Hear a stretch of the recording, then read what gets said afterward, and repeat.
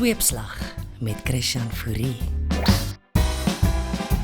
Goeiemôre en sawubona.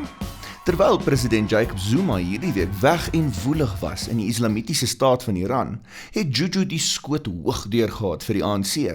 Want as die kat weg is die Malema baas. Onze poes is weg. Waar is Miepie gebleven? Onze poes is weg. Mami, zou zij nog wel leven?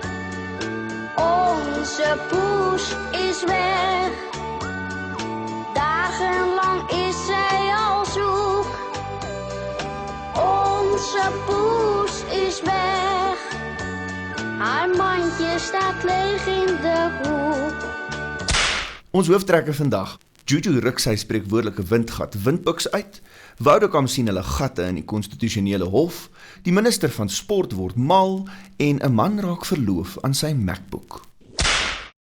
Werkersdag, 1 Mei. Hey man. En net toe ons dink Julius Sello Malema kan nie met minder insig vorendag kom nie, spuit arsenale luksede uit sy snavel. Want volgens die militante knapie met die rooi kappie, wil hy glo die wolf van 'n regering met sy windbuks bykom. We'll remove this government through a barrel of a gun. Daar shot een man met een windbuks uit het raam. We'll remove this government through a barrel of a gun. De kat is in Zwaag op de korrel genomen door iemand met een windbuks. We'll remove this government through a barrel of a gun.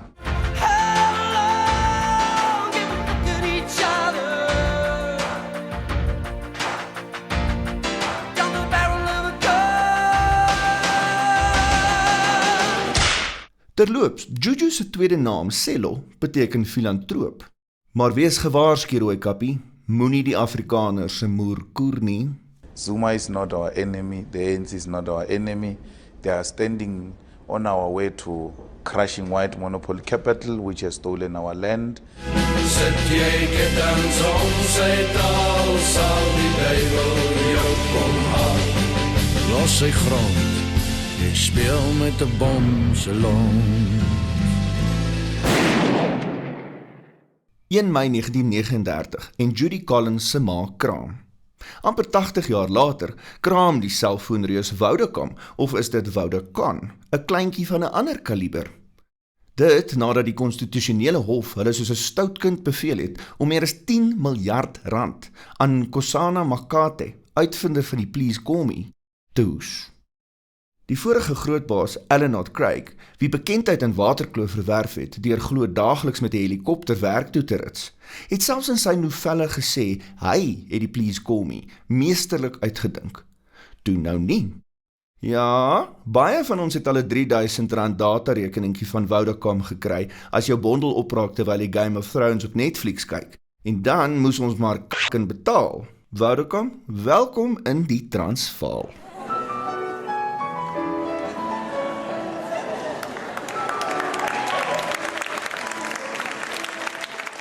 1 Mei 1946 en die beeldskone Joanna Lumley word gebore.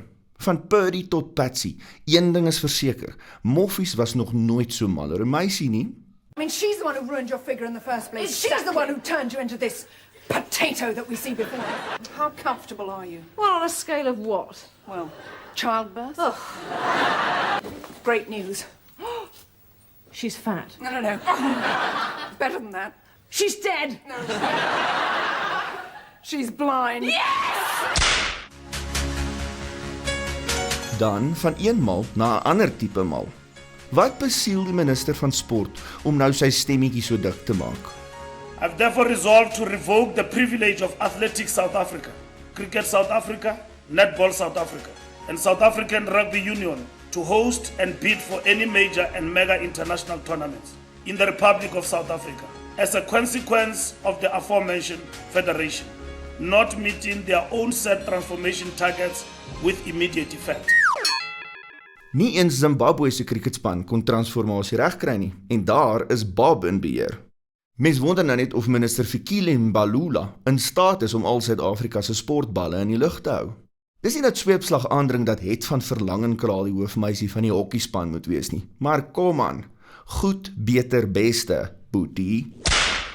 1 Mei 1999 en Swede wettig gay huwelike. Net 'n paar jaar later, in die 21ste eeu let wel, en 'n eienaardige knaap van Florida, Chris Sweer, wil met sy MacBook trou. Dis nou uit protes teen gay huwelike. Oei, luister en besluit maar self of die ou lekker is in sy kop. I think this is mildly funny.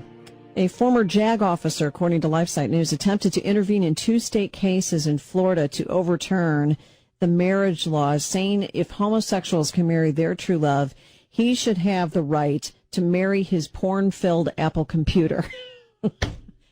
In fact, it says later in the story that his addiction to pornography wrecked his marriage and wrecked his relationships with real women. So why not marry the object of your real desire and love? I mean, who are you to judge? Geniet al die vakansiedae en moenie jouself doodwerk op Werkersdag nie, veral nie as jy 'n parlementslid is nie. En soos die bedelende bergie by ons woonstel in Kaapstad, Trien, laas jaar kwyt geraak het, toe ek vir haar sê sy moet ophou bedel en 'n werk kry, sê sy toe, "Wat se werk? My maag werk."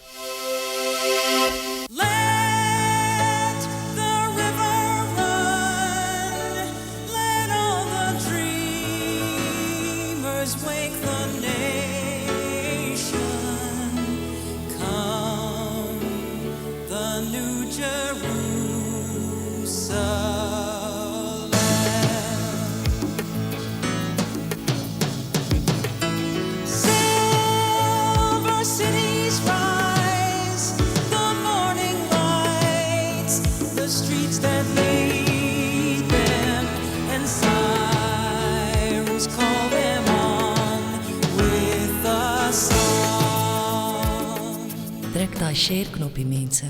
Ons weet julle wil.